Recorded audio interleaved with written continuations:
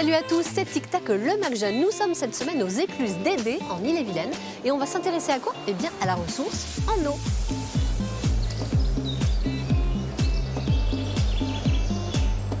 Une grande partie des nappes d'eau souterraines françaises se trouve à des niveaux inférieurs à la normale. Nous verrons donc ce que contient le plan eau présenté par le gouvernement. Mais avant cela, on vous a demandé à vous, les jeunes, quelles étaient vos idées pour économiser l'eau. C'est le tac au tac de la semaine. Alors selon moi, les solutions pour économiser l'eau seraient ne plus prendre de bain, prendre des douches plus courtes. Par exemple, essayer d'utiliser des vêtements de seconde main, puisque la production de textiles est très consommatrice d'eau. Éviter de garder le robinet allumé lorsqu'on se brosse les dents, récupérer l'eau pour arroser son jardin. Toutes ces petites choses, toutes ces petites astuces, au fur et à mesure du temps, ça va économiser beaucoup d'eau. Tout ça, ce sont de bonnes idées, mais ce ne sera pas suffisant. Il a fallu déclencher un plan de sobriété sur l'eau. Alors, que contient-il exactement comme mesure concrète? On vous dit tout dans le Data Braille de cette semaine, raconté par Violette. C'est à toi, Violette. L'eau, indispensable à la vie, n'est pas une ressource inépuisable, et il est temps de s'en rappeler.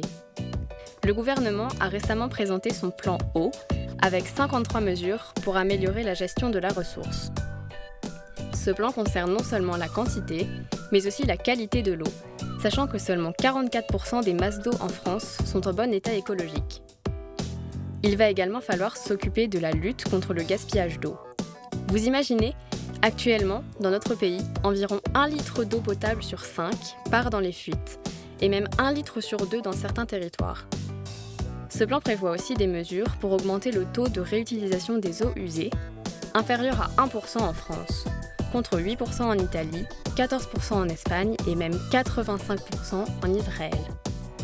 L'objectif chez nous est d'arriver à 10% de réutilisation des eaux usées d'ici 2030, notamment pour l'irrigation des champs, l'arrosage des jardins publics ou le nettoyage des rues.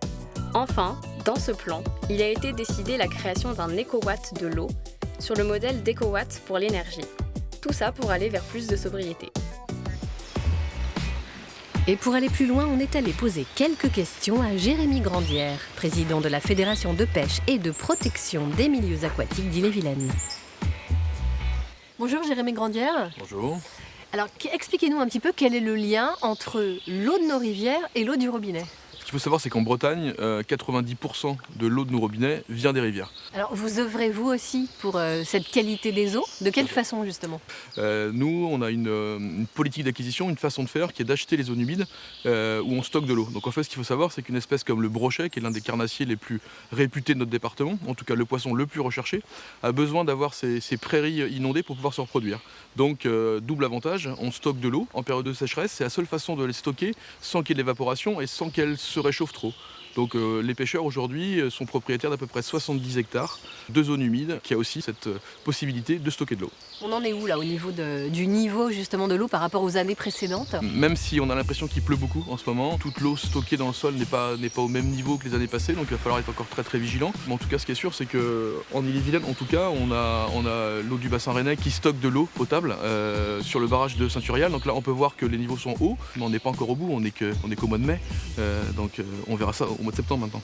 Donc là, le canal d'Iléran, c'est un petit peu l'endroit idéal pour s'initier à la pêche et attraper ses premiers poissons. Exactement. Là, on est vraiment sur un linéaire de pêche sécurisé. Donc on se sert de cet endroit en fait pour éviter le basculement des enfants ou des jeunes. Là, on a quand même beaucoup de poissons et en fait on utilise la pêche comme un outil pour passer des valeurs. Ce qui fait que le jeune, quand il vient au bord de l'eau, en fait, il se rend compte qu'il faut protéger l'être vivant. Donc on fait attention, on se mouille les mains avant de le toucher, on le remet à l'eau délicatement, on évite de trop le manipuler et surtout on jette rien dans l'eau. Donc on est très vigilant parce que on se dit que malgré on voit qu'un miroir, en dessous il y a une vie et surtout cette eau-là va finir dans nos robinets.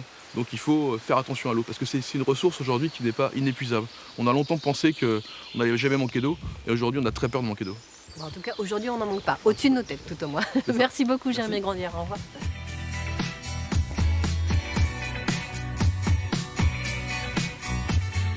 De l'eau à la glace, il n'y a qu'un pas, enfin plutôt quelques degrés de moins. Justement, vous allez faire la connaissance d'une jeune patineuse artistique de talent. La première fois qu'elle est montée sur des patins, elle n'avait que 3 ans et elle ne les a plus quittés depuis. Aujourd'hui, elle est championne de Bretagne. Regardez. Bonjour, je m'appelle Axel et j'ai 14 ans et je suis patineuse artistique.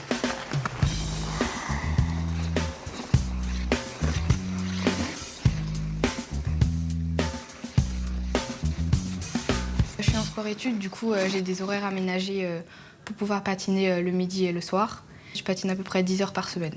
J'ai été élue championne de Bretagne l'année dernière et les années d'avant dans ma catégorie.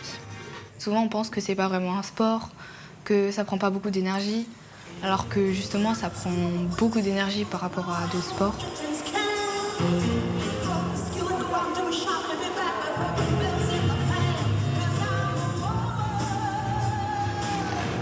Les compétitions, ça se fait sur la technique, donc les sauts que tu réussis, et il y a une partie sur l'artistique, du coup la componente où c'est ta glisse, faire sur la musique, que tu sautes assez haut aussi, que les mouvements ils soient jolis, etc. Pour le patinage artistique, il faut un peu de concentration, parce qu'il ne faut pas faire n'importe quoi, sinon on peut se faire mal. Il faut beaucoup de persévérance, parce qu'on n'y arrive jamais du premier coup. Et souvent, ce qu'on dit dans notre club, c'est tu tombes pour apprendre. Donc si tu tombes pas, ça sert à rien de patiner si tu réussis tout du premier coup.